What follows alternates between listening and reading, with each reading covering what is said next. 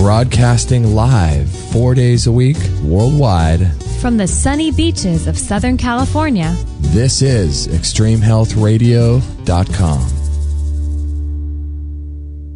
G'day, this is Joe Cross from the movie Fat, Sick and Nearly Dead and from RebootWithJoe.com.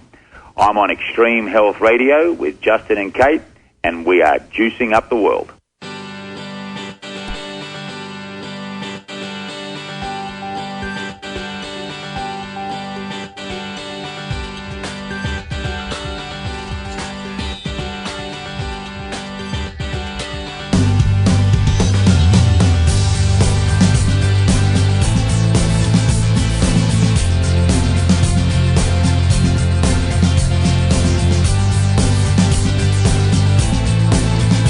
All right. Thank you so much, everybody, for joining us here on another episode of ExtremeHealthRadio.com. We're honored to be with you today.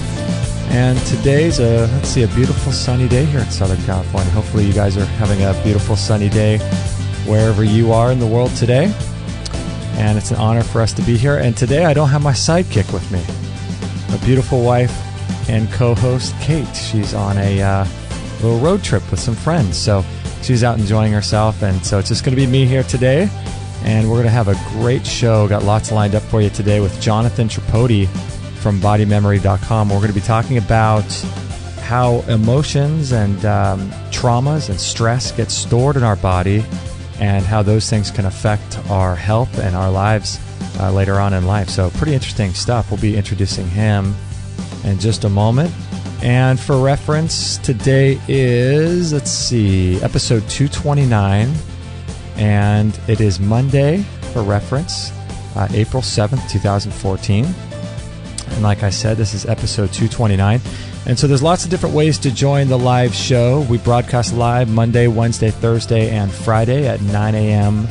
Pacific, and there's lots of different ways to join the show. If you'd like to do that, you can go to extremehealthradio.com/live, and you can listen live and join the chat room on the show, and you can get your questions answered. And on our Friday show, you can call in and talk with us. But on the interview shows, you can enter the chat room and listen live and write in your questions that way. And I'll do my best to answer your questions. Normally, my wife Kate takes care of all the chat room questions, so we'll see how good I do today. So that's lots of different ways to join this show. You can also email me, Justin at extremehealthradio.com, if you would like to send in your questions before the show. And you can also click on the little link on our website where you can record a message and right from your computer and join the show that way. And looking at our upcoming show schedule here, we've got lots of great guests. I'm really excited. We've got Mark Lovendale on Wednesday, April 9th, and he'll be talking about the dangers of milk, as if we didn't know that milk was dangerous. Well, many people may not know that. So he'll be talking about quality longevity and health and longevity principles in his book. And then we're going to be talking about, I'm not sure if you guys have heard, Richard Hainsler, and we'll be talking to him about the dangers of blue light. And we had Dr. Jack Cruz, a neurosurgeon, on the show a few months back, and he said that one of the major pitfalls and some of the most dangerous things in our culture today is our exposure to blue light. So we'll be talking to Richard Hainsler about Low Blue Lights, his company. So that should be an interesting show. And then we have Greg Catton, and he'll be talking about herbs, skin cancer, and all of the work that he's doing down there in Ecuador. I think he's in Ecuador. So lots of great stuff coming up on the show, so stay tuned, sign up to our newsletter, and stay tuned with everything we have going on. And today, we've been learning a lot about body memory and how stress and emotion plays a role in our health and healing.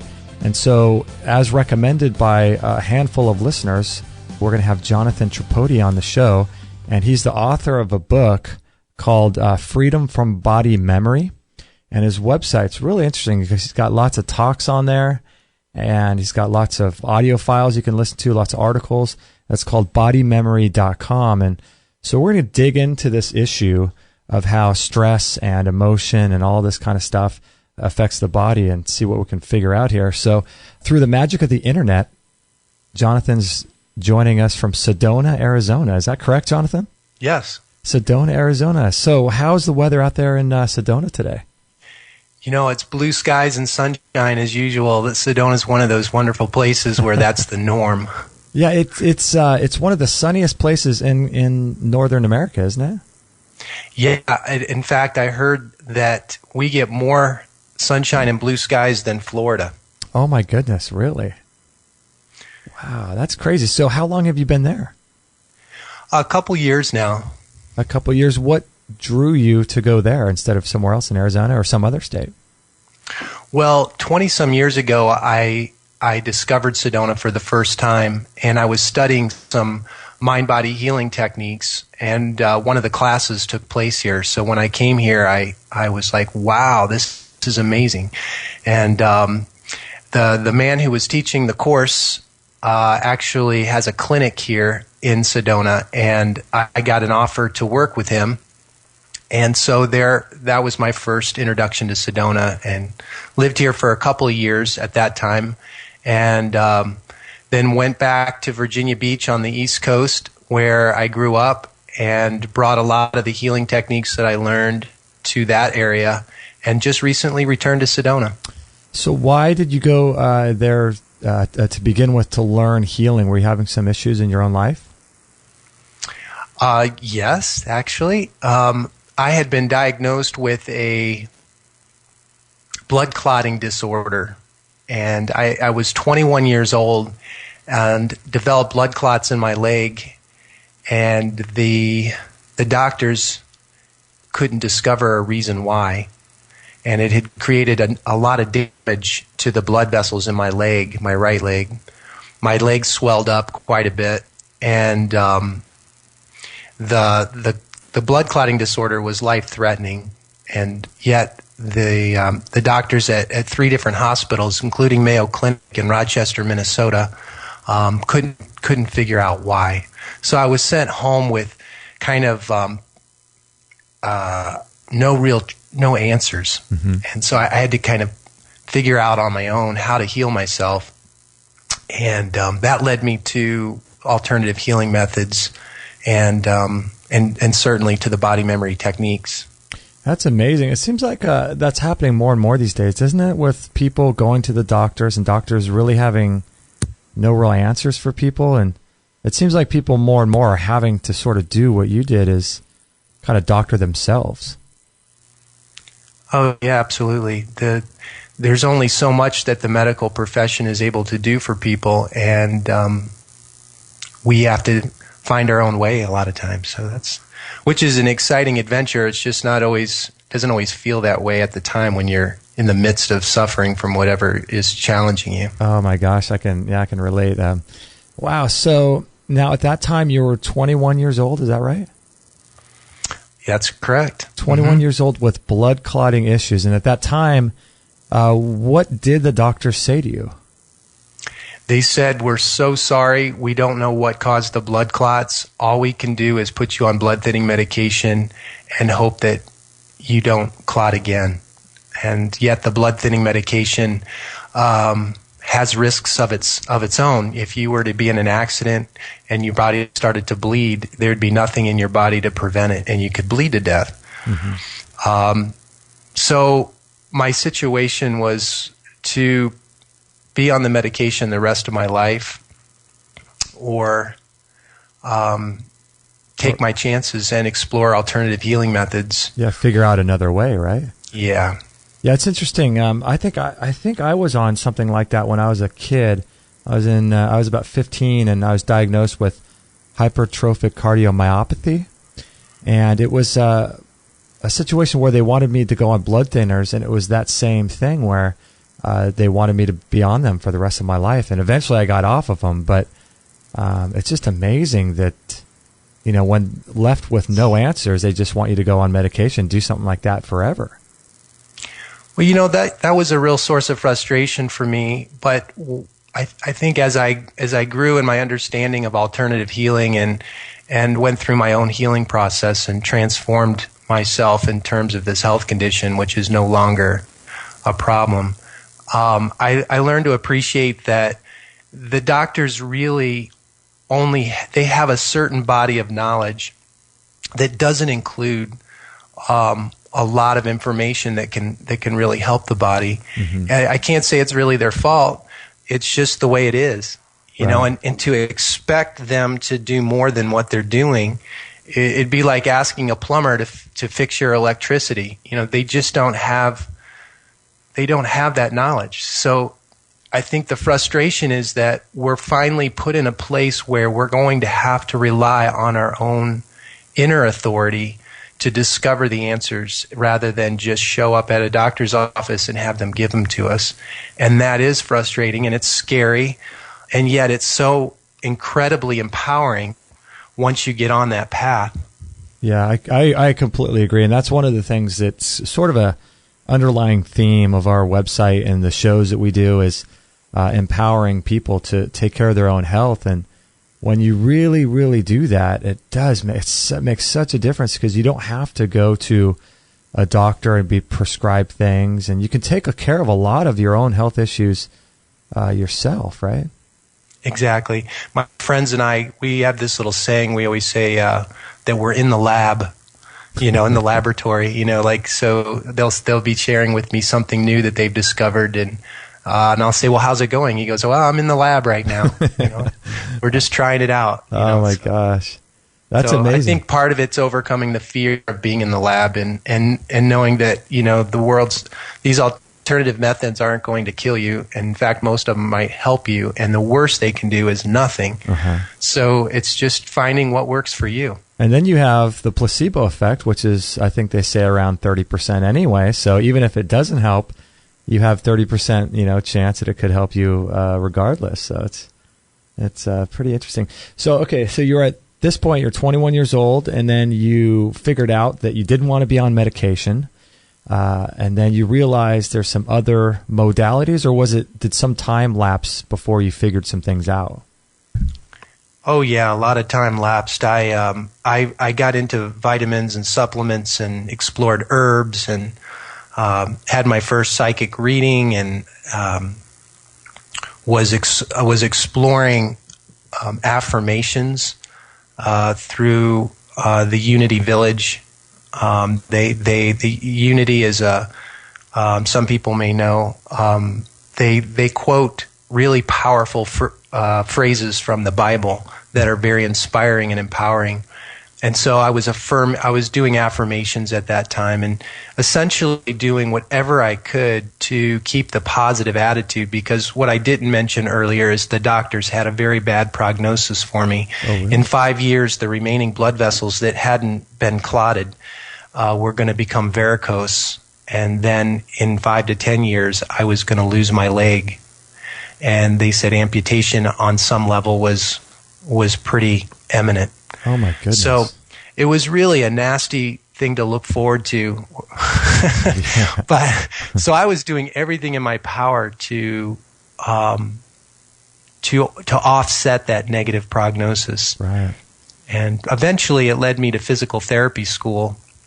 And then through physical therapy school, it led me to some teachers who taught manual techniques, hands-on techniques to the body that accessed memory, which wasn't my original intent. I didn't even know these techniques existed. But what happened is I got out of physical therapy school and started working, and was really frustrated that all the training that I had received wasn't really helping people. You know, people with chronic pain, low back and neck pain, and other forms of pain, and I was just expecting something better.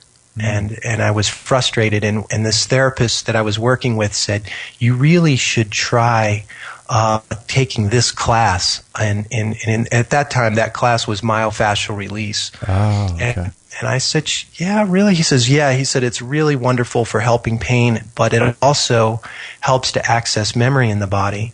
So that became my introduction. And after taking the first class, I had my first body memory recall experience where some emotion from my past came up. And once I experienced that and how amazing I felt afterwards, and then the intrigue around where did that emotion come from? Like, I had no idea that that was going on in my body. it just compelled me to pursue further training and exploration into body memory. Wow. So that all took place between 21, I graduated from physical therapy school at age 25, and then started my body memory training at that time, 25, 26, and went all the way through my 30s, really devoting myself to the study of body memory and experientially being in the lab. Wow, having the experiences myself and just being amazed over and over again at the power of how experiences from our past, whether they be physical or emotional or psychological, how we suppress those experiences to protect ourselves when these experiences are overwhelming to us. We have mechanisms that suppress them. And it's not just in our mind, but in our body, in the tissues and cells of our body. And how these memories that are stored create tensions that begin to affect our health and begin to affect our movement, and also begin to condition our consciousness. And they have us, they affect us in such a, how should I say, a silent way. Like you don't necessarily know that experience is stored in your body or that it influenced you in this way. It's more or less you experience the symptoms of body memory. You get a pain, you get depressed, you have digestive problems, you have circulatory problems. And so once I began to explore this body memory, this silent impact of body memory, it became so fascinating. And as I cleared body memory, the swelling in my leg just kept going down and down and down. And eventually I transformed the whole health condition completely. Wow. So when these types of things get stored in the body, because we all know that everything is energy, right? Everything is vibration and all this stuff. So when it gets stored in the cells, does it have the ability to sort of reshape the cell, or does it actually go inside the cell, some of these things, some of these memories and vibrations and things? Well, you hit the nail on the head that all experiences are born of energy, and the body has an amazing capacity to conduct energy. Mm-hmm. And it conducts one form of energy to another. So whether it's electrical or magnetic, or whether it's light or sound, there's a tissue in your body called connective tissue that is made up of collagen. And collagen is one of the most unique substances on the planet because it has the capacity to conduct energy of all kinds and transform one form of energy into another. And it conducts this information at a billionth of a second, much faster than our nervous system, which conducts at a millionth of a second. And the other interesting thing about connective tissue is that it surrounds every structure in your body down to the cellular level. So our cells have a membrane around them that's made up of many different ingredients, but one of which is collagen. Mm-hmm. And the collagen matrix extends through our entire body, connecting our cells together to make larger structures like muscles or bones or nerves or blood vessels. And what's also interesting is the connective tissue extends from the outer perimeter of our cell, and it goes inside the cell and interfaces with our DNA. So there's actually a physical tissue that connects our DNA to our cells to every other cell in the body. And literally we are one uninterrupted network of connective tissue. The connective tissue there's more of that than any other tissue in the body. So when you start studying body memory, you really start studying connective tissue because of that tissue system is the primary system that's conducting the information of our experiences. That coupled with the fluids in our body. So fluids and tissues are conductive agents. And yes, you're absolutely right. When we suppress this information, energy is meant to flow. So when we suppress it or contain it or quarantine it, it creates chaos. Mm-hmm. Cells start functioning abnormally. tissues become hard and contracted. And even when we're relaxed in our bed or attempting to relax in our bed, just sleeping, it becomes difficult. So people will find that their bodies are never really fully at rest because there's this internal chaos of energy from our past that's locked up in it. Wow, that's so fascinating. I want to get into a little bit more of this after the break, where how energy and vibration and memory and stress stores itself in our body. This is just fascinating stuff. We're with Jonathan Tripodi from bodymemory.com, and you can check out his book as well, also called Body Memory. And you can stay up to date with his website by following him on Facebook, which I would highly suggest that you do. And check out his website again, bodymemory.com. And we'll be right back with Jonathan right after this break. Kate and I have had our sauna for about a year now, I'd say, when we first got it from Phil Wilson. And it's an incredible machine. We use ours about every single day. Kate sits in about 20 minutes, and I sit in there about for a half hour. Usually watch a documentary, and it's extremely relaxing. It's really, really incredible machine. And if you go to extremehealthradio.com/sauna, you can learn all about it. We did an entire hour interview with Phil Wilson. You can check that out. You can look at the pictures of us with it. You can watch videos on that page. It helps you to sleep really, really well. You can lose a lot of weight with it. You can burn, I think, around 600 calories in about 20 minutes or so. It improves your skin, increases circulation all over the body, and circulation is critical for your health. You can prevent and reverse diseases with it if you have a cold or flu. It's incredible. It heats you down to the core. It heats 4 to 6 inches inside your body, so it's really incredible. And a lot of people use it for cancer as well. So if you have any kind of incurable, quote, disease, you can use it for that. And Dr. Shade is the foremost authority on detoxification. And listen to what he says about it. How do I detoxify from plastics? I mean, you guys are using a sauna. And what does a sauna do for us? A sauna is great. It's moving a number of different toxins. Remember, we talked about the mice that if you put PCBs in there, then that made the mercury all that much worse. And sweating moves out a lot of plastics, volatiles, fat-based toxins. It's really good at moving those out, sweating those out. So that's how you're getting those out, and those are contributing to this synergistic soup inside the body. And so that's why they're good, is they're taking out a bunch of the different things in the soup. And Daniel Vitalis, one of our favorite guests. What do you have to say about the sauna? When you go into the sauna, like a far infrared sauna like you discussed, your body goes into a deep relaxation mode, and your sympathetic nervous system shuts down and your parasympathetic nervous system turns on. And when that's active, that's the nervous system, part of your nervous system that's active when you meditate.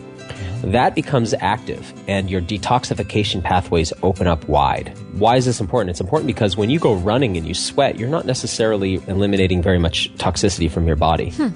But when you sweat in the sauna, you eliminate a lot of toxicity from your body. So sweating in a relaxed state is how we eliminate. The other thing is that what's wonderful about the sauna is that it puts you in a parasympathetic nervous system response, like as if you were meditating. So it's almost a hack. It's like a trick to get yourself into a meditative, relaxed state, to decompress stress, to reverse the effects of stress, and to get your body eliminating deep, deep toxicity that's stored in your body fat because it can come out in the oils of your skin. So I think, sauna is one of the most crucial detoxification, really health practices that we can take on, especially in this era of heavy toxicity, particularly fat-soluble toxins. This sauna is really, really great. They offer payment plans because if you buy it through PayPal, it's 100% secure. You don't even need a PayPal account. I think you could do a payment plan through PayPal. It's got low EMF electromagnetic fields coming off of it. It's portable, so that means you don't have to knock down a wall in your house. You can just move it from room to room. It sets up in about 2 to 5 minutes. It's super easy to clean. All you got to do is wipe it down when you're done and wipe the neck down. And it produces energy and heat inside very, very evenly throughout the whole machine. All you have to do is sit in there for about 15 minutes a day. And the great thing I like about it too is it requires zero preheating. So you turn it on and you're starting to get warm. You're starting to detoxify with that far infrared light almost immediately. So it's really great. It comes with a 1-year warranty. It's about $990 plus $25 shipping. And that's really, really a good deal because if you look at most of the regular saunas out there, they are in the $2,000 to $4,000 range. So this is really, really a good deal. So check it out, extremehealthradio.com/sauna. 100% listener supported. Extreme Health Radio. Opening minds and transforming lives worldwide. Don't forget to join our thriving community for health tips, inspiration, and show updates at extremehealthradio.com/Facebook.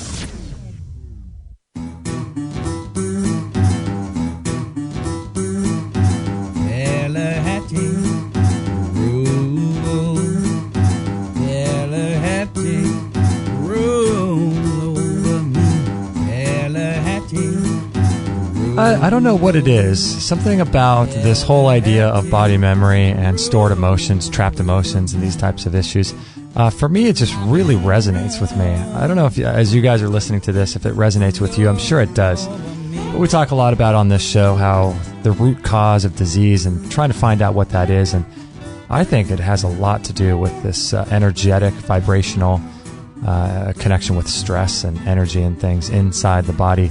Very, very interesting. If you guys have any questions about that sauna and you want to learn more about it, feel free to email me. I'd love to help you out if you have any questions. A lot of people have been purchasing them recently, and some people have questions about how they operate and how they could use it. So just let me know if you do have any questions.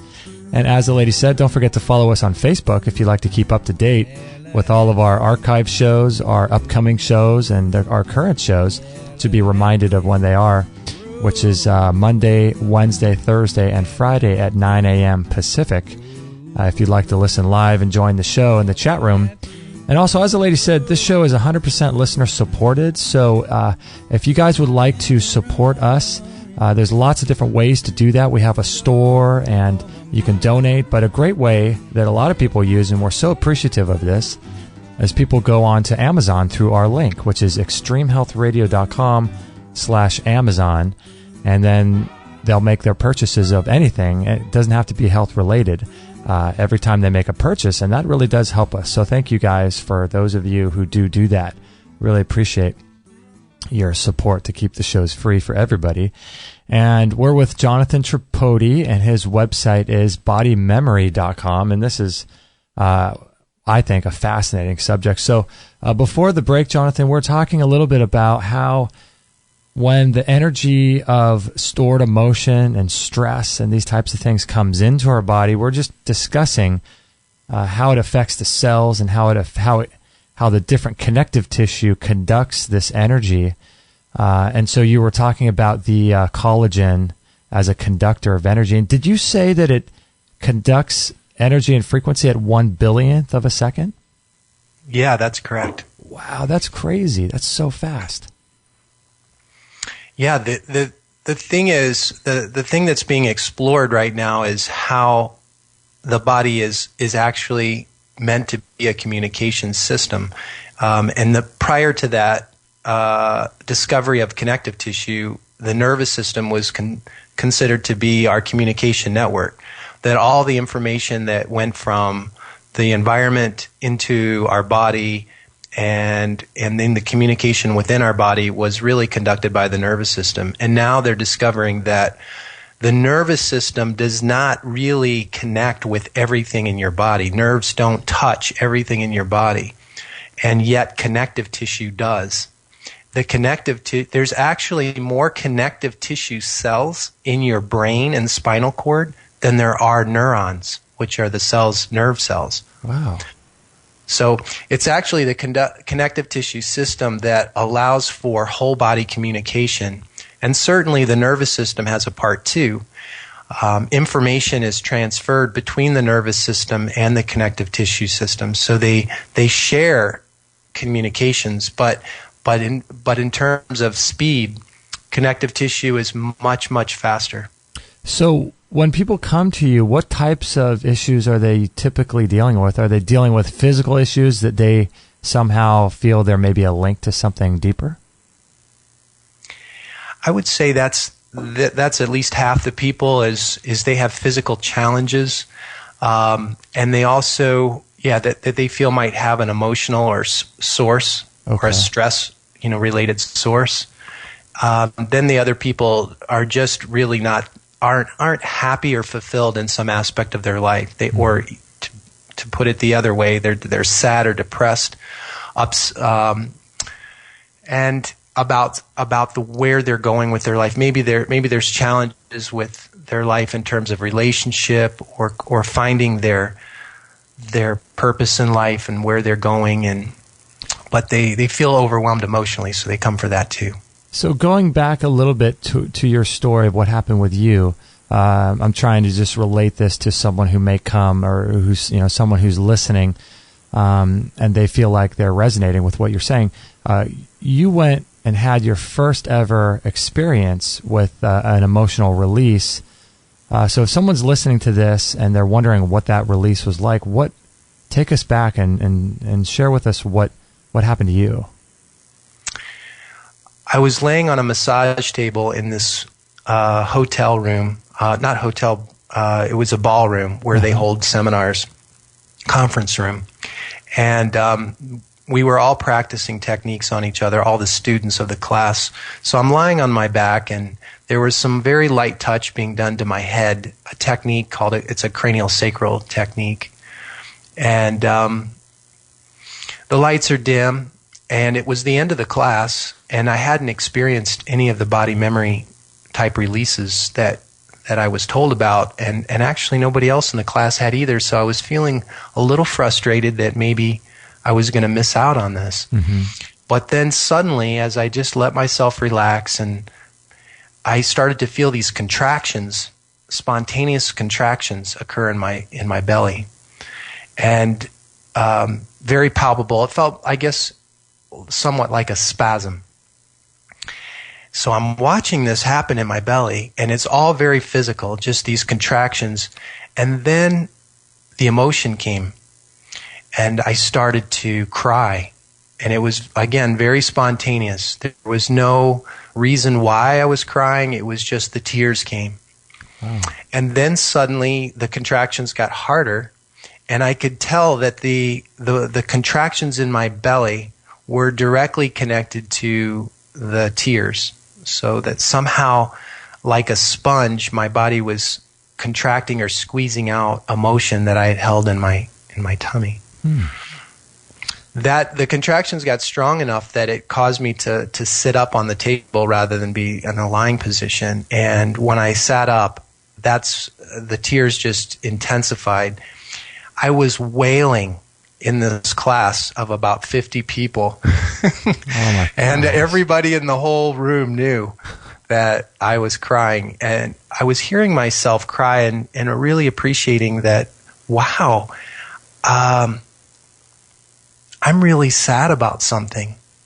That something wasn't in I wasn't aware of what that was, but I was aware that the sound of wailing like that deep, like almost agony type of cry was coming out of me. And there really wasn't a whole lot I could do about it. I guess I could have really tried to not cry, but my intention was to actually experience this body memory phenomenon, and it was finally happening. So there was also this sense of relief of, wow, yeah, here it is. It's finally happening. This thing I'd heard about. And it's almost like validation, right? It was like validation, exactly. Yeah. And I, keep in mind that I had been diagnosed with a blood clotting disorder that was potentially fatal and was going to lead to the loss of my limb in about 5 to 10 years, and I wasn't given any reason why. So to discover something going on in me was compelling, was interesting. I was happy that, maybe it was all this sadness that had caused it, like I didn't know. I was just glad something was showing up. So at this point, when you were crying, when you were lying on the table and sitting up, I'm sure you were probably pretty relieved to feel like there's something to this whole thing. But then did you get the idea that the crying and the release of that emotion was gonna somehow be beneficial for your diagnosis? That came later. I didn't appreciate the results of that until I was done crying. Okay. So there was a few minutes of that, and mostly I was absorbed in the experience, which was pretty intense. I hadn't heard myself cry like that. I couldn't remember when, like maybe never. Wow. So once I got off the table, I felt totally peaceful, like a peace that I hadn't known in a long, long time. Very quiet and still inside. So when you and I talked about earlier the chaos that is created when we store stress and emotion in our body, we adapt to that. So we don't know it's there. It's like putting on a watch or a pair of earrings. Once they go on, our body adapts to that sensation. So we adapt to the stress in our body. It's only when the stress is removed that we notice the contrast. Oh my gosh, I feel more calm. I feel more peaceful. I didn't even know that I was stressed. I guess that's similar to like when people, get comfortable with a certain partner, and if they pass on, or if something dramatic happens where something's taken from your life that you're used to, it's that same concept, isn't it? It is. It is. And wow. and so I felt this sense of peace. I was breathing better, and then over the weeks to follow, I had additional body memory releases, and I noticed the swelling in my leg gradually decreasing. With every release of emotion, the swelling decreased. Oh my goodness! You must have just been itching to have more and more experiences then. Yeah. Yep. That's like I said, once I had my first, I was pretty much hooked.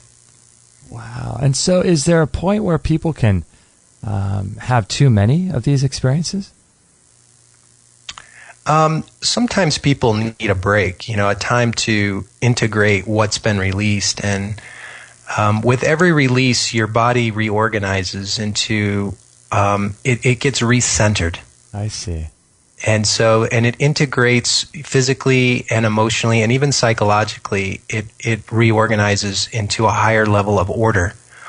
And so it takes a little time for that to happen, but not too long. Wow. So are you pretty much convinced that all illness or sickness, disease, whatever you want to call it, has its origin in this stress and body memory?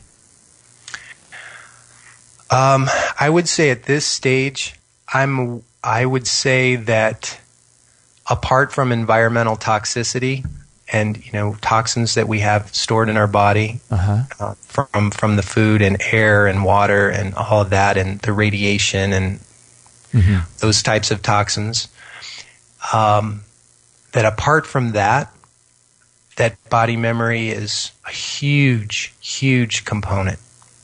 Because have you heard that whole theory about how everything that happens or everything that we experience somehow gets locked in and stored and remembered in the body? And because I've heard that a lot, where people say that, and they say things like, if you could just tap into that, you could remember conversations that your parents were having, when you were 2 years old. Somehow that's still in your memory. And if that's in there, so is all the bad stuff, right? And so if it's in there, it's definitely doing something. Well, I define body memory as specifically those memories that you are still protecting yourself from, which means that you're still afraid of them. Oh. So underlying body memory is fear and a protective response that is keeping the experience suppressed and preventing it from expressing itself, which is the release. And as we talked about earlier, these experiences are really made of energy, and energy is meant to flow. And when it's quarantined like that, when it's contained or suppressed, is where it creates chaos. So really, fundamentally, body memory and the healing through body memory transformation is all about restoring flow to the energy from your past that you are unconsciously, for the most part, protecting yourself from and are afraid of. So that would be probably like our subconscious that people like Bruce Lipton and these types of people talk about, how it's our subconscious that really wants to protect us, right? Well, the subconscious, I would say that, the information from the past that's being suppressed goes into the subconscious, because that's part of the protective response, is to remove your awareness of it. Okay. It's so if you were aware of, if it was in your mind all the time, all those things that caused you pain, whether it was physical or emotional, it'd make it hard for you to function. Gosh, So it's not only about helping us not feel, but not even be conscious of it. So that's where I mentioned body memory being somewhat silently influencing you, because it's by the very nature of body memory, which is that you're protecting yourself from it and it's being suppressed, is that it's being removed from your conscious awareness. So no one's really considering body memory. When they're having problems with themselves, they're thinking other things. Uh-huh. Yeah, as the problem. Wow. So is this similar to like what people go through with PTSD and coming back from war? I guess it would be, wouldn't it? Yeah, from after 20 some years now of being a body memory practitioner and doing all that healing work with people and myself, everyone's got post-traumatic stress. If you've got body memory, the fact that you're suppressing something means that you were stressed about it. It was a stressor. And the disorder is that it comes when you suppress it. Okay. Yeah. So the healing comes when you're no longer having to suppress it, which means you're no longer afraid of it.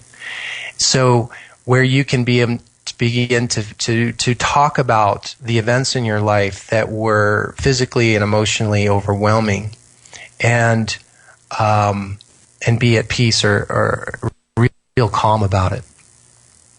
Wow, that's so just interesting. It's interesting what you're saying too earlier about how when the body stores these memories, it sort of gets used to it and adapts. It's just so fascinating how the body is so adaptive, isn't it?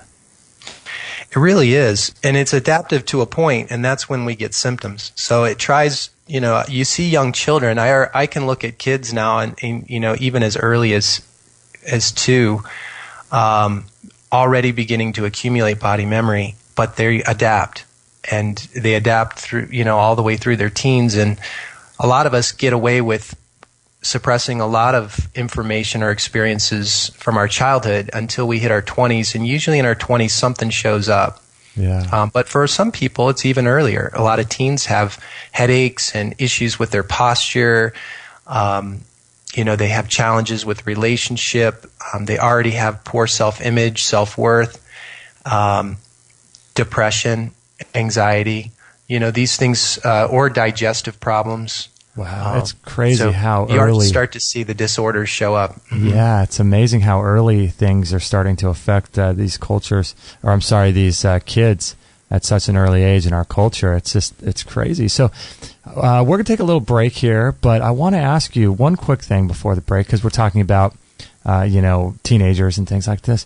Do you think that there's some sort of connection or there's some sort of merit to the idea of stressors happening in the womb for little babies? So if parents are fighting and arguing while a woman's pregnant, this is having an effect on the baby? Well, in my experience, that there's no doubt that that's true, because myself included, but many of my clients will access their birth memories in the womb, and they actually revert to a real, like an infant on the table. They'll go into a fetal position and make baby sounds and go through the catharsis of whatever they experienced in the womb. I've even had the privilege of working on a number of little babies who were newborn, who already were showing signs of challenges, not being able to go to the mother and accept, breastfeeding, or they got colic and just crying all the time. And it takes very little to help these kids with my techniques, because they're so responsive. But the little guys will just spontaneously let their body go through releasing whatever they took in the womb, and then they're better. pretty quickly. That's amazing. If you're interested in this work, you can go to bodymemory.com. Really, really fascinating stuff. And you can go on there and look at some of the videos Jonathan has under, I think it's under the media tab. Is that right? Yeah, under the media tab. And you can check out some of the videos. And it looks like when some of these people are releasing, it almost looks like they're demon possessed or something. It's quite amazing to watch. So check out bodymemory.com. And we're with Jonathan Tripodi, and we'll be right back right after this break. So a few years ago, when I was working for this company, it was a really small company, and I had been wanting a Vitamix blender for years and years and years, but they're so expensive, and I just hadn't saved the money at that time to get one. So as a Christmas bonus, they knew that I loved the Vitamix, so they got me a Vitamix, the 5000 blender. And that thing is so incredible. It was right at the beginning of my raw food journey, and I was using it about 3 times a day, really. Today, I still use it about twice a day to make blended smoothies and things like that. But the Vitamix blender is really, really great. And if you go to extremehealthradio.com/Vitamix, that will redirect you over to there, and then you'll be able to purchase that, and we'll get a commission for your order.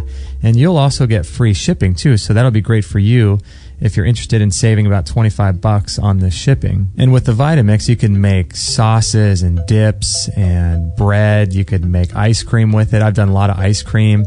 You can just make the most incredible things. And it's my favorite because it's got a tamper on it.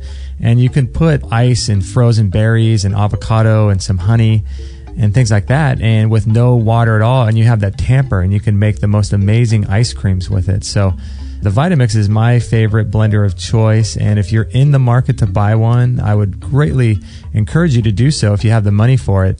And if you do it through us, through extremehealthradio.com/Vitamix, I'll get a little commission for it, and you'll get free shipping. So it works out for you and for us too. So if you're in the market, please do it through us. That'd be really cool.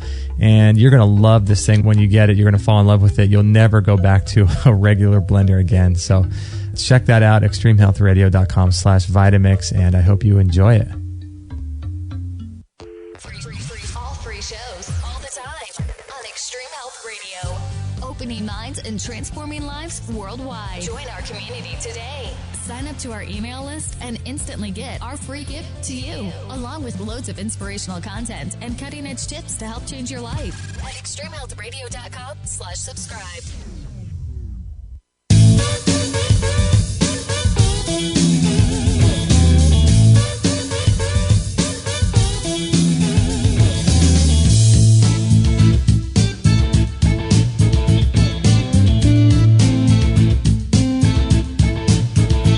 Well, we're having a great time here with Jonathan Tripodi, and I feel like I could speak with him for hours and hours upon days about all this fascinating information. It's just so incredibly interesting to me, at least. And I hope you guys are enjoying the interview, too. We broadcast live 4 days a week, Monday, Wednesday, Thursday, and Friday. If you'd like to join the live show at 9 a.m. Pacific and join the chat room and listen as the show's happening, and lots of different ways to interact with the show.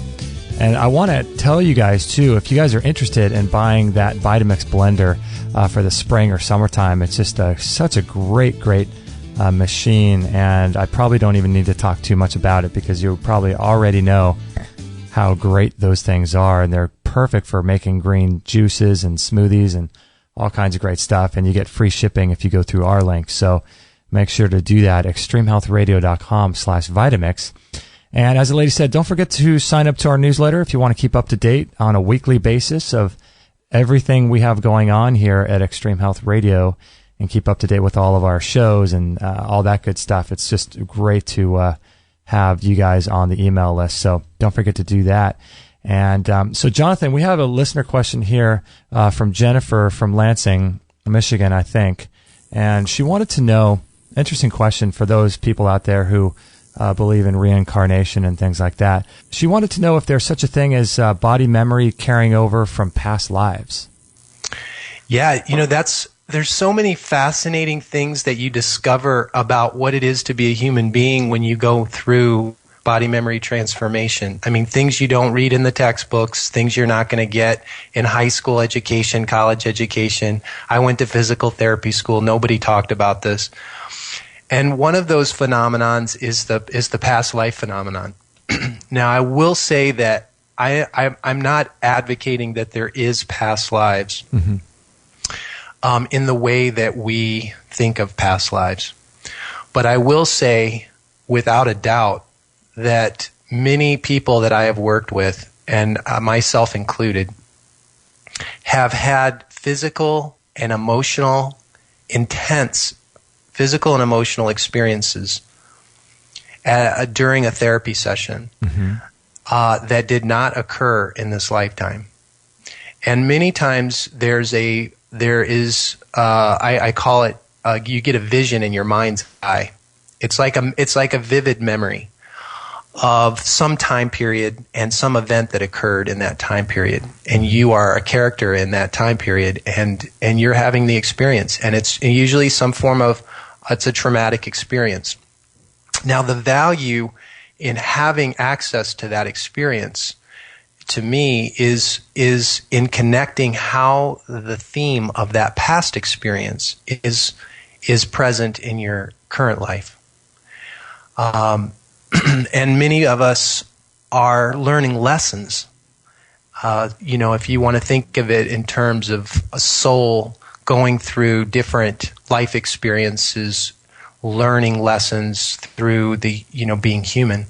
And so for me, I was learning the lessons of loss. So many of the past life experiences that I had to do with being a part of a tribe or a certain group of people that lived together, and those people that I loved and cared for would be killed. Like, for instance, I had a Native American past life experience where my wife and kids and my whole tribe was decimated after I came back from war, going out from war, and just the pain and the agony around loss of loved ones. And of course, the connection to my present life was at age 5, my parents divorced. My mom and brother moved to another state, and I was living with my father and my grandmother, just missing my brother, my family unit, terribly. Wow. And there were other losses that occurred in my life quite regularly up until about age 10. And so it's coming into relationship with for me, was coming into relationship with loss and the pain of loss. And again, not suppressing that feeling, but really opening to experiencing it to get clear, what is the real reality behind loss? Are we really losing anything? At this stage in my life, I've gone through enough healing with it that I feel deeply connected with my family, whether they're present, whether they've passed away and gone, transition.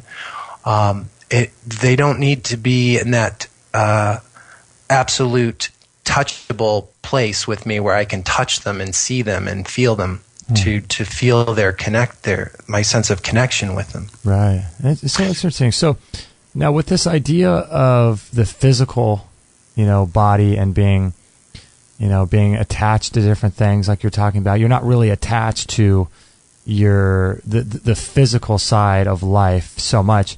Do you think there's some sort of relationship between the attachment that people might have to physical things, whether it's their house or their family members or things like that, and people attaching themselves to these memories that they have in their body because they feel like they need them? Yeah, that's a really awesome question. And there's many ways I could address that. The way I want to approach this is this. So far in my understanding of healing and all that we're talking about, what I've discovered is there's really only one source of happiness. And that is being connected to your heart and to your inner child. This part of us that I call the inner child is the part that wants to play, wants to have fun, that's creative, that's spontaneous, that innately is happy, but learns to be unhappy. And the experiences that we have in our life that hurt, or that we feel overwhelmed by, that hurt us emotionally, or that overwhelm us emotionally, cause us to shut down to shut down in our heart, and also meaning close off our feelings to our heart. Mm-hmm. If it hurts to feel, then we're going to not feel. That's our reaction to that. Mm-hmm. And then typically our inner child, which was so alive and so playful and all of those wonderful, beautiful things that we love about children, we were that child at one time. And then things happened in our childhood. Our parents, maybe things in our environment, and that child learned that it wasn't fully accepted, mm-hmm. that it wasn't okay to be themselves, that there was something wrong with them, or that they were unloved. And these were interpretations that sometimes the child made. They weren't necessarily true, but they felt that way. Mm-hmm. Or they were abused or traumatized. And so when those overwhelming feelings cause us to shut down to our inner child, so what happens is as we shut down to our feelings and to our heart and to our inner child, we relocate into our head. Mm-hmm. And our head begins to, is full of thoughts. And a lot of people tell me that they struggle with getting out of their head. And the problem is that they have just disconnected from themselves so much because of so much that they've gone through that's the only safe place to be. Now, the problem with being in your head is that you're being deprived of all the joy and the love that potentially could come through your heart and through your inner child. And so what happens now is you're deprived of that inner joy, that inner resource of happiness. Mm-hmm. And so you begin to look outside for it. And this is epidemic in our culture as human beings. We're constantly looking for things outside of us to give us security, to give us validation, to give us joy and happiness. But what we find is we get frustrated with that search because, things outside of us are temporary. They make us feel happy for a moment. Mm-hmm. But like you say, we end up having to hold on to them. This is really a problem in relationships, mm-hmm. And so we find that as much as we try desperately hard to gain that security outside of us, it never really changes the fact that inside we're still afraid. We're afraid of losing. We have it. We have things outside of us. Now we're afraid we're going to lose it. Yeah. So the fear never really goes away. And the connection to our heart and our inner child is paramount to getting out of that cycle of suffering. And that means we have to overcome our fear of feeling those wounds from our past so that we can restore the connection to our heart and our inner child, the real connection. So underneath the heartache is unconditional love. And to know what unconditional love is, it's right there inside of us. It's always been there. It's what the heart is designed. Its very nature is to love unconditionally. But around that, it's layers of woundedness and pain and armor, and our bodies have just hardened around that. And so now we're just in touch with pain and conditional love. Mm-hmm. So we have to go through those layers in order to discover that underneath that pain from our past is the actual oasis of unconditional love. And again, that's the whole process of body memory transformation is stop looking outward for healing and for security and for happiness, and it's going inward and peeling back those layers of stress and suffering to discover all the energy, all the healing, all the love, all the joy that you could ever want. It's so interesting what you said a while ago about how sometimes the only safe place that people can go is in their head. And it kind of reminds me of this thing I was watching with Carolyn Miss. And she was talking about how when you are in your mind like that and you're always constantly thinking and you're being wrapped up in this drama of life and the stress and things, you're really robbing your body. You're pooling energy away from healing. And when you sort of realize that we all make cancer cells every day, and our body fights it off. It needs that energy, doesn't it, to be able to go through with the healing process on a constant daily basis.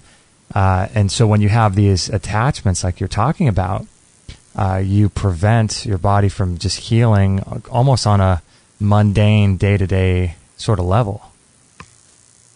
Absolutely. It takes energy to suppress energy. And the more you're suppressing, the more energy it takes to suppress it. So it really leaves you with very little energy to do anything in the present moment. And a lot of people suffer with fatigue. Yeah. And that's a big part of it.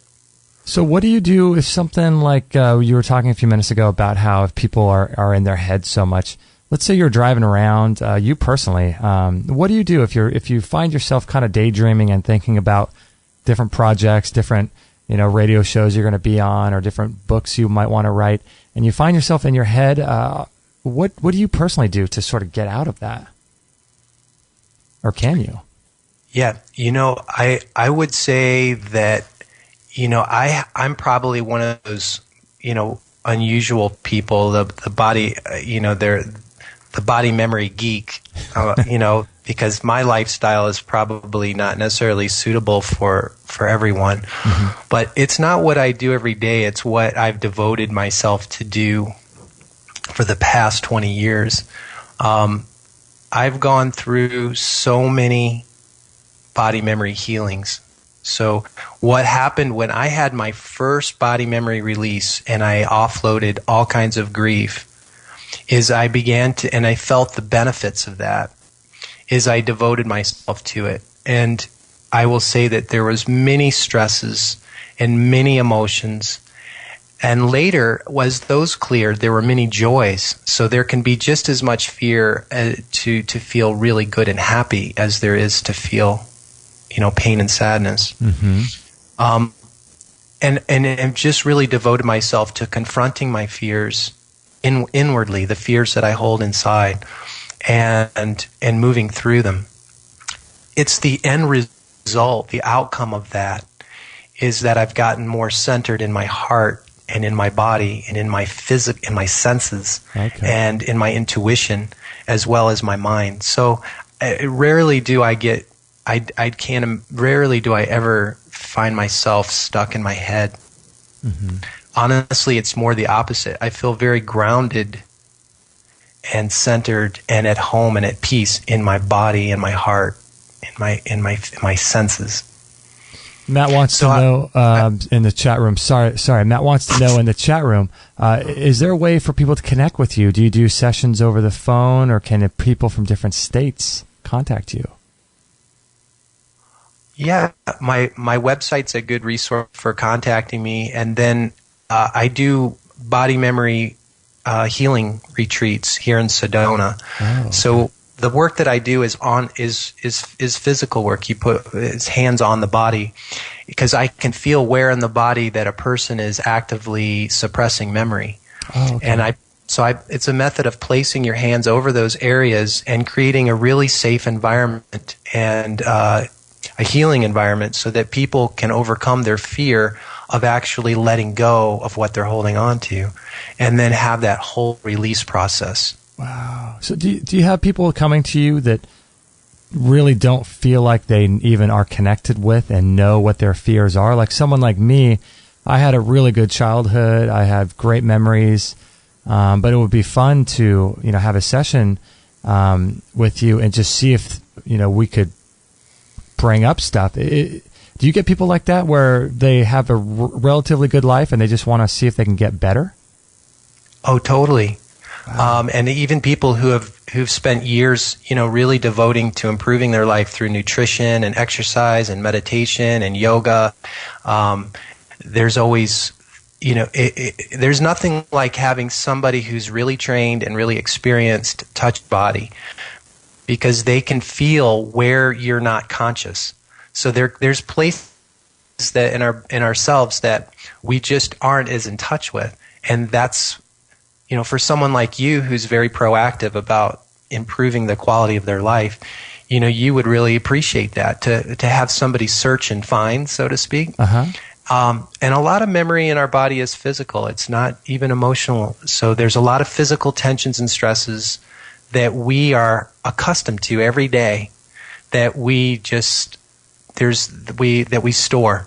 Mm-hmm. Interesting. So, on your videos and your website, bodymemory.com, you talked a little bit about this interesting idea of when people have these memories or whatever stored in their body, it'll change the actual muscles, and it's sort of like a ripple effect, right? It changes everything. So not just one part of the body, it affects every cell and every muscle in the entire body. Is that correct? Well, to a lesser or greater extent, some areas of the body are affected more than others. For instance, people who have irritable bowel, okay, that's just telling me that the stresses in their life are affecting their colon. So the whole idea of an irritable bowel would, or you have people who have low back pain. For whatever reason, the way that they hold stress is centralizing into their lower back. It might be affecting other cells in their body, but certainly the low back. Then you have people with fibromyalgia, and some people have fibromyalgia throughout their whole body, and they'll just have pain and inflammation everywhere. I wanted to mention that one of the primary symptoms of stored memory from your past, in particular emotional memory, is inflammation. And inflammation is the precursor to almost every pain condition in the body. So I've worked with several people with fibromyalgia, and as emotion is cleared, their symptoms simply go away. So yeah, I would say that in general, the whole body is affected by body memory, but specific places in the body tend to be more vulnerable to those stresses. Yeah, and everybody's unique that way. Yeah, I've heard that, in the colon or in the stomach, what did they say, that it's got more nerve endings or something than your entire spine or brain? A lot of stress is stored in our gut, right? Totally. I can just give you one example after another of how that takes place. But, for instance, I'll give you one example. This young girl took one of my body memory training courses because I teach people the healing techniques that I practice. And we got to a stomach release technique. And she, after the technique, said she felt fantastic, that her stomach is typically, when she's under stress, she feels it in her stomach. But by the next day, she came back and she said that she had spent the night throwing up, and that she felt great for a while, but then got nauseous and then was throwing up. And she came and she looked terrible, looked like she'd had a rough night. Right. As it turns out, she started to dialogue with the class about her childhood, and she said she had developed this habit that no matter what was going on in her household, in terms of parents fighting or children fighting or her brothers, sisters, or there was just a lot of certain chaos in her childhood, but in her household. But the way that she would deal with it is she wouldn't speak it. She wouldn't say anything. So the idea of swallowing your stress, and going down the esophagus and into your stomach, that whole thing of not expressing verbally how you feel and what you think, because maybe for her, she didn't feel like that was going to change anything. Yeah. So she learned to be silent with her words and swallow down the stresses that she was experiencing. So it went into her stomach. And after having a night of really throwing up, basically her stomach was expelling all those years of stress of not speaking her truth and not speaking her feelings, and she finally got peace in her stomach and felt more at peace in herself, and learned to express herself now more openly and outwardly, and not feel afraid to do that. Isn't that's a big one, isn't it? For people to be able to speak their truth and to be able to say things, to people without fear of their reaction, or maybe even just telling friends and family their opinions about certain things without fear of their reaction. That's a big one, isn't it? It's huge. Communication, really healthy communication is something we all strive for, but we didn't have any real good role models. And so we ended up defaulting to negative communication habits, which is basically not to say anything, or when we do say something, it comes out in a way that's not, really productive either. Do you think there's some value in, I know, right? Less than productive. That means arguing. I try to be tactful about it. But, it's this whole body memory thing. It's just, there is something funny about it. It's comical that, that whole idea of not having role models is really healthy role models, is that we're almost all in that situation where when it comes to expressing our feelings, expressing our thoughts, and letting our body really channel the energy that's within us. I mean, suppression is really what's modeled to us, not expression, and not healthy expression. And so that's the dilemma we're in, is that we really look around and we had our child, nothing, we weren't really modeled healthy expression in our childhood, and then we weren't shown it later on in life. Most of us are in a survival state where to survive means to not feel and to only say what's acceptable, and to only show people the side of us that that we think is going to get a positive reaction to, and so it's really, we're in a conundrum here. We're really in a conundrum because we don't have healthy role models for being ourselves. Mm-hmm. Yeah, it's true.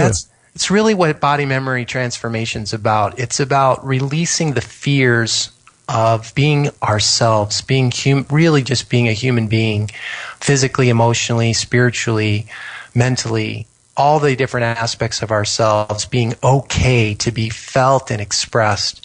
And then we become a whole person. Right. But, that's really not modeled to us. So in essence, we're really just functioning from being a part of ourselves, and the rest of us is just suppressed, and that's where the body memory comes in. Yeah. And that's where the tensions come in. The fears create the tensions, and the tensions are what create all the physical problems. Because all of us are really doing this on a day-to-day basis. If we talk to, maybe our parents, or if we talk to a doctor or something, we give them one version of ourselves. And then if we talk to our friends, we give them a different version.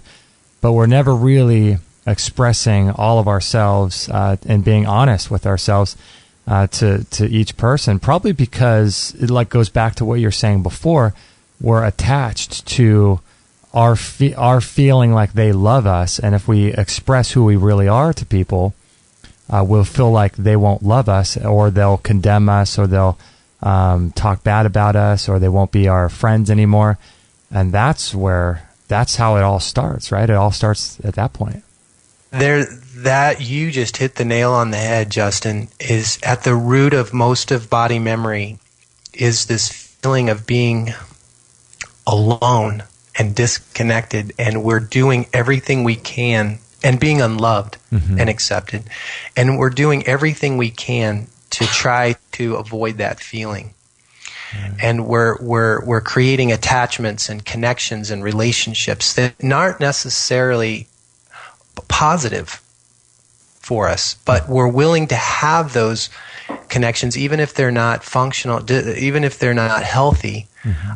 Because it keeps us from feeling that sense of disconnection and being alone and unloved. And that's where I say the inner journey is really kind of the last-ditched effort that we all take. To really overcoming those fears and finding the self-acceptance. Really coming back into, when we come back into our heart, that unconditional love is real, and yet is so foreign for most of us because of the pain and suffering that we've gone through, and the way that we haven't overcome the conditional love that we felt we got early in our lives. And lack of having a model, too. And lack of having a model. Yeah. So, getting back into our hearts it's really one of the primary targets for body memory transformation, because that love in our heart is what heals us and transforms us on so many levels. Wow, that's amazing. It's interesting because when you think about people, and their fear about how certain people will respond. I mean, you look at people like the gay and lesbian community, or even just anybody really who haven't, quote, come out or whatever. If they have some deep, dark secret that they've hidden, it's really their attachment to it's almost like their attachment to the conditional love that they're getting from people that they respect or they love themselves. And it's that attachment to conditional love that they have, and they're afraid of losing if they speak their truth. It's really fascinating. It's all generated by fear. And if you really look at your life and say, how much of what I'm doing is motivated by fear and how much is motivated by love? I mean, if you really take that honest evaluation, you'll see that a lot of what you're doing is fear-based. And that doesn't necessarily bring real, true happiness. Mm-hmm. And so body memory transformation is that journey and that commitment to confronting fears, overcoming them, and moving deeper into our hearts where love exists, and really then creating a life that's motivated by love and is driven by a sense of purpose, because I find that most people are really loving people and they have a purpose, and it's a service-oriented purpose. They're here to make a contribution to the world. They're here to help their fellow man in some way. They've been given gifts and talents and abilities that are unique to them, and and that's their contribution to humanity. And that's where you gain fulfillment, is in giving of who you are and sharing of who you are to the world. And when you really give of who you are, I mean, people are just amazed. They're like, wow, that's amazing when you really show people all of who you are. It's an amazing thing. When you see people who are, quote, self-actualized, where they're no longer afraid of expressing who they are, it's really a powerful and amazing thing to observe in someone. And like you say, it's a rare thing. We don't have a lot of those models, but it's something that inspires us. And that's really what I find we're all really meant to do, and that's where real fulfillment lies, is releasing those fears of being who you are, and getting through all of that negative programming from our past, and overcoming that, offloading all that emotion, all that pain and suffering from our past. Because like you say, the attachment to that prevents us from moving forward. And it's kind of like, I paint a picture to my clients. I said, if you were a ship setting out to sail, you could only get so far until you weighed anchor. I mean, if you were anchored, if you were anchored over there on the land side, and your anchor had maybe 100 feet of rope, you could only get to new territory. You can only get 100 foot away from land before you would hit that anchor. And that's where people are feeling stuck. They want to go further into new territory and explore new places and discover new things about themselves, but they're anchored in the past. And it's those attachments and anchorings that you get released with body memory recall, the technique that I developed in 97, so that you can truly, move forward here in the present. That's amazing. And when you do that and you start expressing who you really are to people, and you sort of, have a thicker skin, I guess, in terms of, how that goes, you really become a model and become a role model for other people to do that too. You inspire them to want to do that as well. I wanted to ask you about your techniques in terms of the actual techniques themselves. If people come to your location and they have some work done, is it? I understand it's an actual session that happens, but do they also get the tools to prevent future body memories from occurring? That's really great. I do provide tools, and I also chat with them about other things, like in terms of their overall health in terms of, we look at their nutrition, we look at their medical history. I mean, I'm not a doctor, that's for sure, and I'm not a nutritionist, but I have connections to people who are. And so if people have hormonal imbalances or toxicity issues, I'm pretty wise to the symptoms of those things, and I can help connect them to resources where they can begin to approach, health and happiness from a broader perspective than just body memory. But what you learn in body memory transformation that you don't learn very easily through any other technique is you learn the art of letting go of control, of true surrender. Because the only way that you can release body memory is to come out of the fear of what'll happen if you do. So we're holding on inside to these things, and we've developed the habit to hold on. And so anytime there's a stressor in our life or something that overwhelms us, there's this mechanism called the freeze response that has become habitual. It's a habit. It's a reflex. So we don't have the reflex to just feel things and express them and let them go. We have just the opposite, to suppress them and control them and hold on to them. So part of what you learn through receiving the body memory recall sessions is you're back in the lab, so to speak, in learning how to let go, the art of letting go, of surrender. And with surrender comes trust. So we're learning how to develop trust. And what are you trusting in? You're learning to trust the self-healing intelligence of your body. Our body is designed to transform itself. And yet, why aren't we transforming as much or as often or as deeply and fully as we need to? Because we are still in survival mode. We're still in fear. We're still in the need to control. And so part of what we're learning here is how to let go of control and how to open and surrender to and trust the self-healing intelligence of our body. And what would happen if you started to feel some of those things that happened from your past? Would it be painful? Yes. But what's underlying the fear really is, I'm afraid if I feel this, it's going to hurt so much, that I'll break. My heart will break, or that I won't be functional in my life anymore. I just don't know. There's all these fears that if I let go, what's going to happen? And we have this perception that something very awful or negative is going to happen. But in fact, what happens is you end up feeling tremendous relief.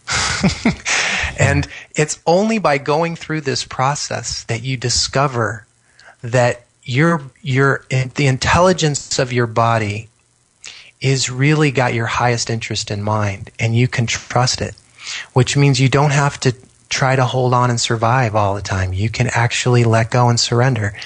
And so part of the biggest tool you get out of body memory recall is reconnecting with that art of letting go. And that way, in the future, you go through your life, whatever experiences that you come across that are intense or overwhelming or that are sad or painful, you have that reflex to hold on and protect. Okay, it gets activated, but then you say, wait a second. I'm going to go to a nice safe place in my home, in my bedroom, or wherever I need to be, in the woods, or wherever I feel safe and comfortable. And then I'm going to surrender to this feeling. And I'm going to let that energy pass through me. And I know that I can do that because I've practiced it and I've developed that art and I remember how to do it. And I also trust it, that if I feel that, I'm going to be okay. This is huge, Justin. This is huge. To be able to trust and let go and have confidence in your ability to do that allows you to move through life and let life flow through you. You don't have to be afraid of it anymore. Life's going to be full of joys and it's going to be full of pains. And it's how we relate to our pains that allows us to relate to our joys. If we're afraid and defensively avoiding and protecting ourselves from the pain, it shuts us down to our ability to really receive the joys. So we have to come out of this fear of life and the fear of ourselves, and we have to find trust in something, something that we can believe in, something that we can count on, and it needs to be something that we have already inside ourselves. Otherwise, we're in fear. If it's trust in something outside of us, that something can be taken away. So there's always that fear, but to find that trust in something inside of you is a huge tool that you take with you into your life. And that's what you learn in Body Memory Recall. That's just amazing. And it's really fascinating, too, because I think that, when you look at a dog, for example, like we have a little wiener dog, and we'll walk her around town, and she'll go crazy, and she'll see another dog, down somewhere down the street, and she'll just go nuts, barking and barking and barking.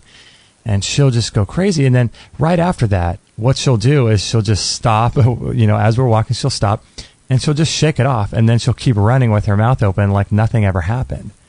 But we don't do that, right? I mean, that's essentially the same as what you were just saying. Go out to the woods or go to a spare room of your house and just kind of be with an emotion and let it run its course so that you can let more energy flow through you, good energy, to do positive things in life so that you don't get stuck. But that's really what, our animals are doing, aren't they?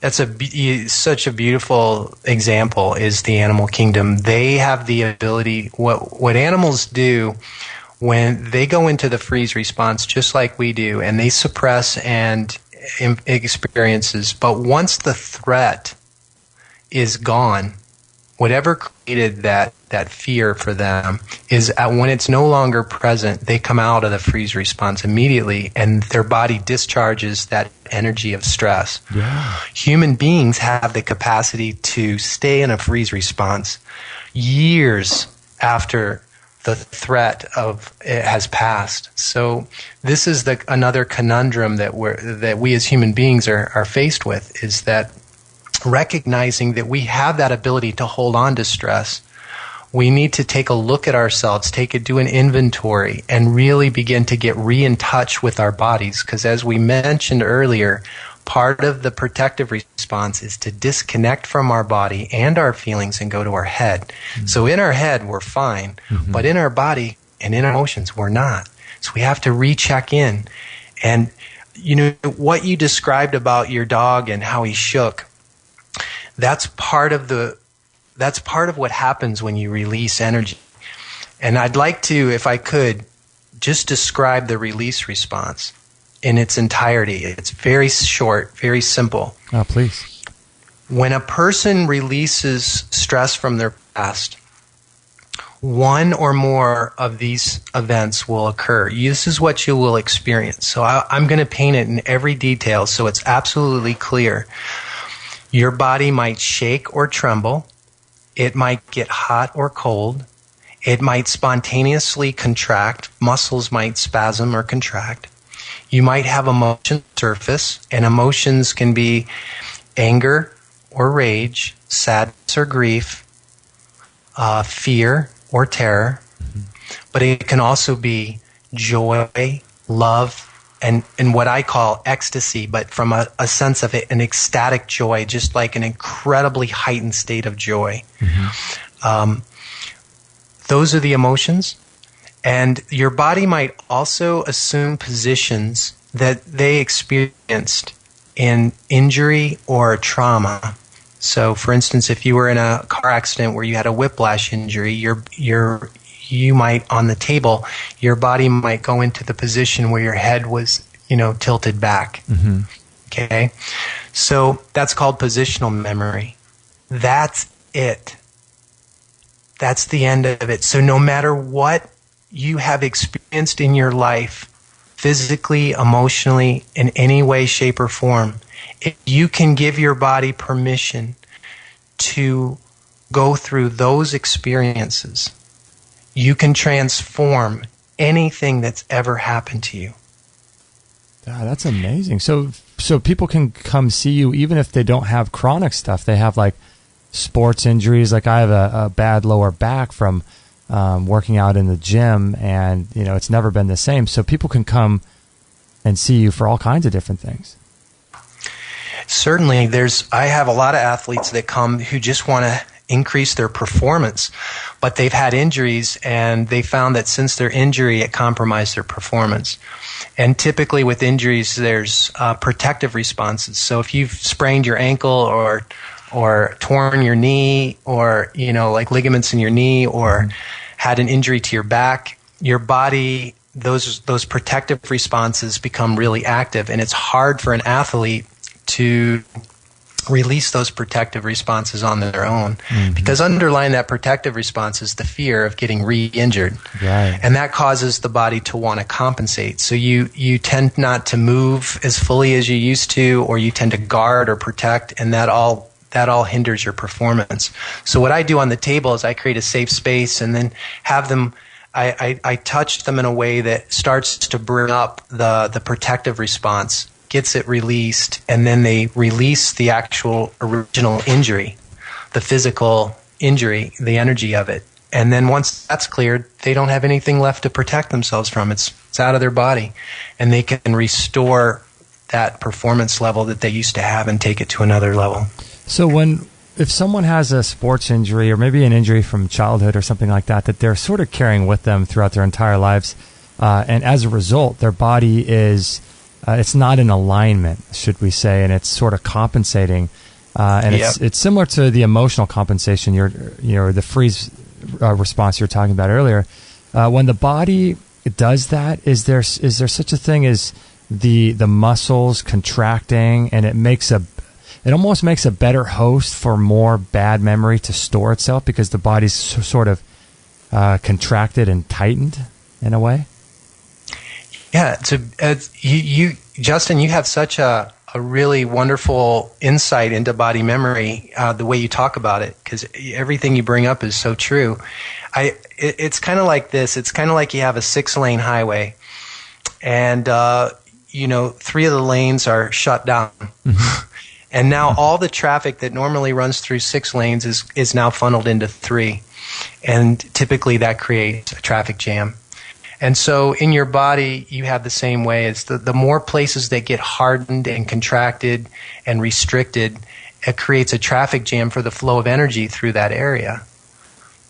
And so that's always going to hinder performance, and even more so, it can create problems in other areas of your body. So, for instance, one of the most primary examples is the area around your heart and lungs. Most everybody has got protective responses there, because the heart is typically the area of the part of us that gets injured early in our life.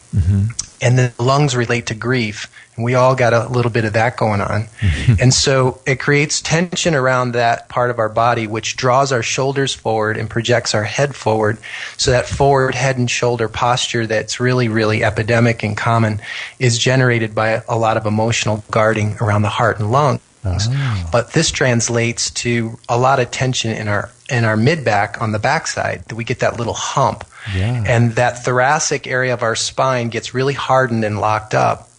And so now energy from the low back can't come up through the mid-back, and energy from the neck can't descend down through the mid-back. So right in the middle of our spine is probably the hardest area of the spine on most people. And yet most people don't have pain there. They have pain in their neck and their low back. Their lower back, right. So that's where the traffic jam is. The energy's backed up. It can't ascend and descend through that middle area. So the neck and back are the ones that hurt. Wow, that's so interesting. Tom wants to know if there's any benefit that you see in people. He says he has a punching bag at his house, and he likes to, if he gets riled up or whatever, he likes to punch the punching bag or do meditation. Are both those opposite ends of the spectrum good, do you think, for people to release energy? Oh, yeah. You mean, are you saying, is it good to have a punching bag to go whack every once in a while when you're mad? Yeah, that's what Tom said, and he said he likes to meditate as well. So it's kind of. I think it's great finding an outlet for all your emotions that's healthy and not destructive. And a punching bag is wonderful. I used to have one too, or having like a wiffle ball bat. That you can just take to your couch, like the cushions of your couch or your mattress on your bed, and you get furious about something, rather than suppress it. Yeah, just go just beat the stuffings out of that Right. mattress, just whack it. What you'll find is if you go all out with a wiffle ball bat or a punching bag for 30 to 60 seconds and really cut loose of whatever you're angry about and get vocal with it too. Just yell and scream and let out any obscenities. Just give yourself all that permission. It only lasts for about a minute or so. Yeah. It doesn't take that long. The only reason why we stay angry is because we're never fully letting it go. Right. We're always holding on to something. And that something is the part that keeps it lingering on for months or years or a lifetime for some people. And it's funny when you see different athletes, after a really, really competitive match, whether it's fighting or tennis or anything like that, that lasts for hours or something, you'll see after the match and they're being interviewed, you'll see them start to cry. And that's really part of what you're talking about. Yeah, it's the deep release. They're coming out of that need, when we're in performance, there's a little bit of that survival mode. We're having to shut down certain feelings in order to stay focused on whatever we're doing. But when you come out of that, it's time to really get, release all those feelings. Yeah, it's interesting. So we have another question in the chat room, and then we'll let you go because we know you're a busy guy. Do you have people or practitioners around the country that people can go see, or do they have to come to your location? On my website, on the homepage, there's a contact link, and it has a drop-down menu. And on the drop-down menu, there's a practitioner directory. And the practitioner directory has practitioners that I've trained that are all over the country and out of the country, some in Canada. And oh, wow. You can connect with them there. Now, some have taken a few classes, some have taken a lot, some are certified. The certified practitioners are designated that way on the directory, and those are people that have demonstrated their skills, their knowledge, and their hands-on skills with me directly, gone through a certification process. The others I have not certified that way. I mean, I can't vouch for their abilities, but they have taken the training. And most likely they are educated to a certain extent about body memory and can provide a safe space for people to get introduced to the techniques and the healing process. Wow, that's amazing. I'm looking at that page now. You have people in so many states. This is incredible. Mm-hmm. Yeah. Now, I also have what I call the Sedona Journey Retreat, which is a 4-day outdoor retreat. Anybody can come, and it's a group. We take groups of people out into the Red Rock Mountains here in Sedona and into the energy vortexes that are pretty popular here in Sedona. And I teach people how to apply their hands to each other. We do group healing techniques, and people will have life-changing experiences in just a few days. I mean, from physical chronic pain issues to more deeper emotional challenges. It's really quite amazing, and it's a way for people to be introduced and have a very awesome and positive body memory transformational experience.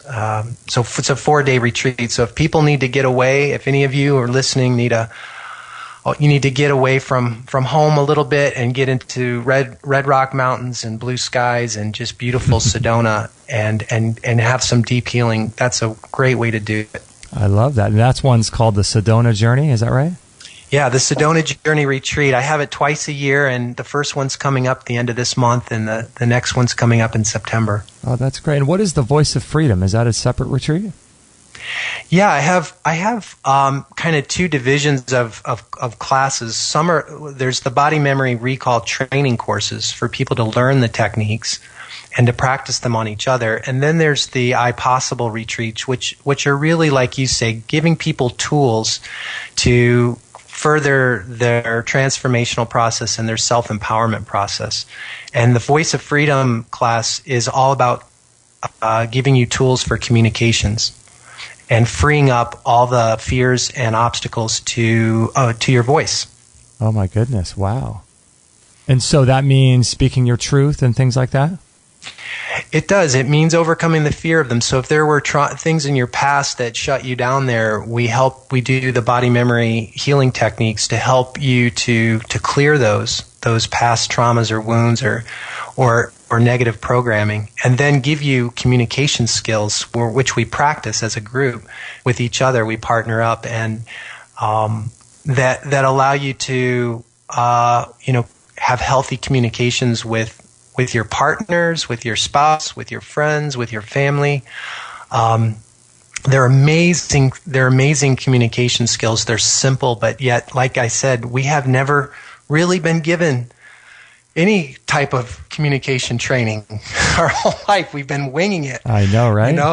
And anyway, I've come across so many techniques that are just literally transform relationships. We had a couple come in, a husband and wife couple, who told us at the beginning of the class, we are getting a divorce. It's things haven't worked out. We've tried for months and it's just over. But we're here because we feel like whoever we start with next, we need a healing. We need to improve ourselves. So they came in, and by the end of the course, they said that they weren't getting a divorce and that they were so inspired by the techniques and the communication skills and the way that they brought them closer together that they feel like they really have a chance now. Oh my so goodness. Those are that's the kind of transformation that takes place when we are given tools and the tools work.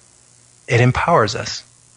That is just so great to hear. Wow. And so you have a whole calendar of upcoming retreats and seminars, and it looks like you do guest speaking and all kinds of things. You're a busy guy.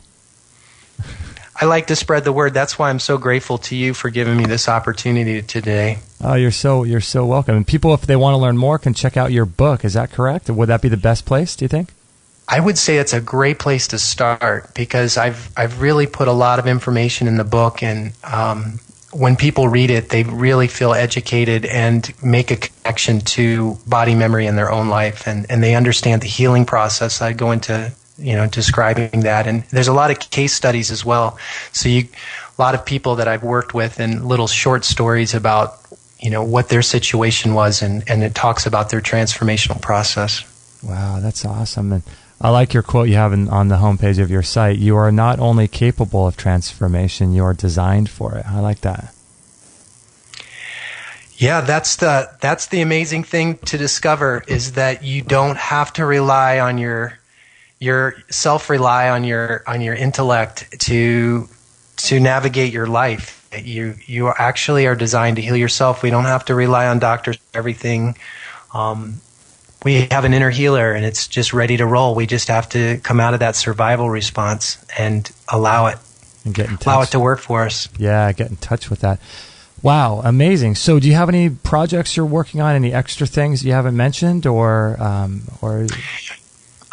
There's some new classes I'm working on that are going to, again, empowering people with tools for meditation and cultivating prayer and ritual in their life, so they can cultivate that relationship with their spirit. I also have, my book is being translated into Spanish and is going to be available in print relatively soon. I have an audio version to my book, which is in the editing stages, which should come out at the end of the year. Oh, wow. I'm going to Switzerland in August for the first time, and my book has already been translated in German, and but this will be my first time out into Europe with BMR, and so I'm really looking forward to sharing with those folks, this healing process. Oh my gosh, lots of stuff on the horizon for you. You're a busy guy. Yeah, and at the same time, there's balance in my life too. I have a beautiful partner, beloved in my life, Angie, and I have lots of great friends, and I find a lot of my fulfillment comes through having balance in my life. It's not all about work, but my work's very rewarding, and I'm very committed to it.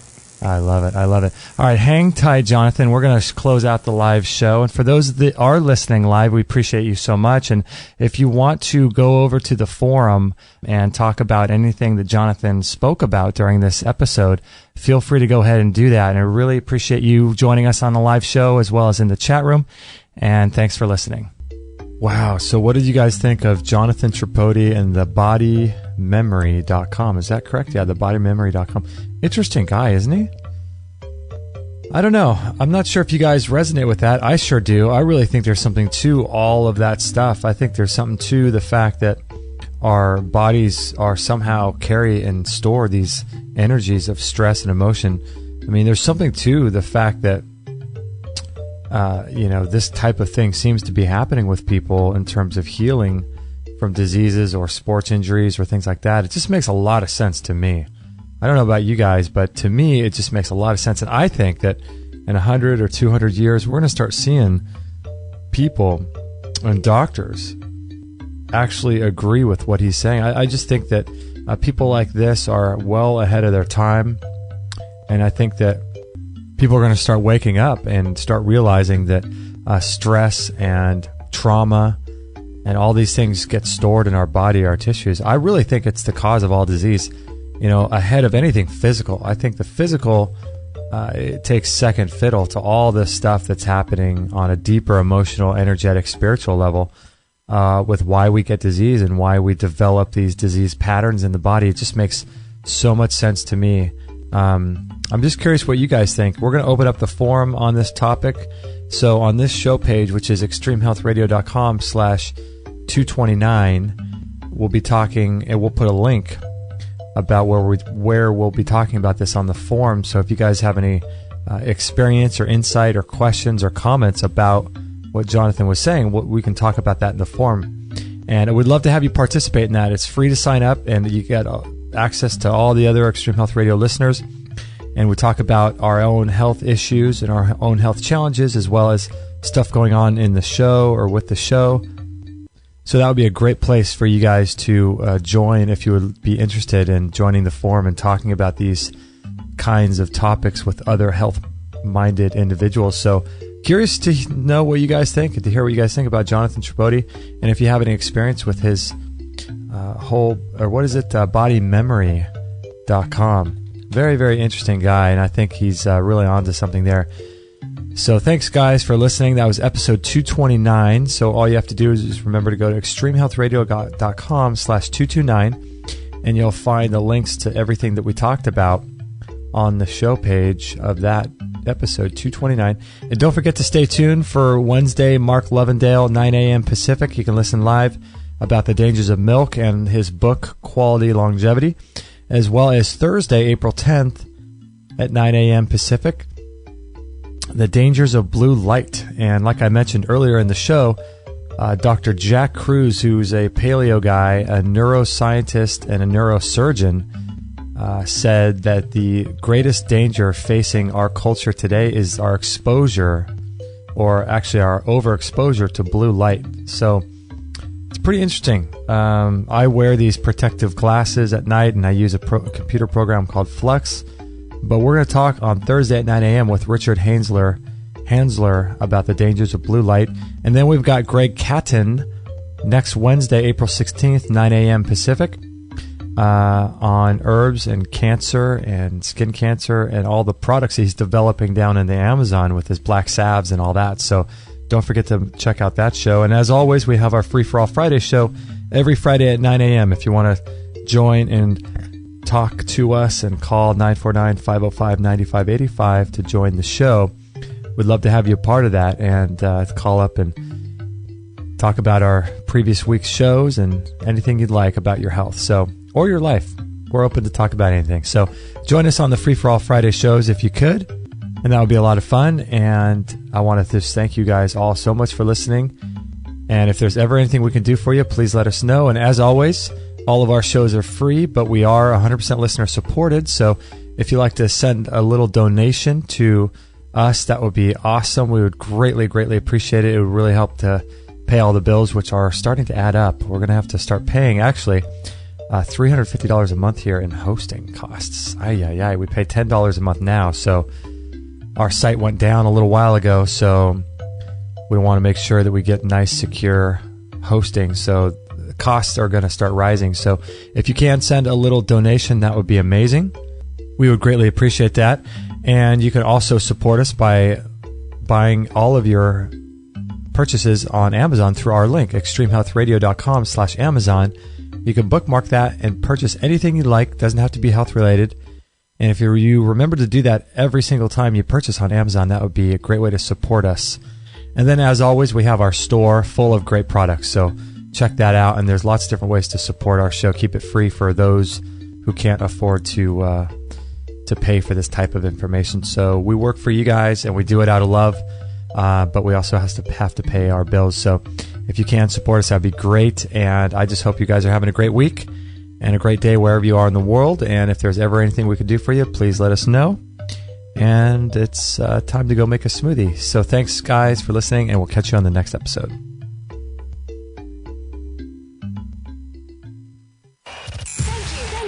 Thank you for listening to this episode. It's time to go for now, but our mission does not end with this show.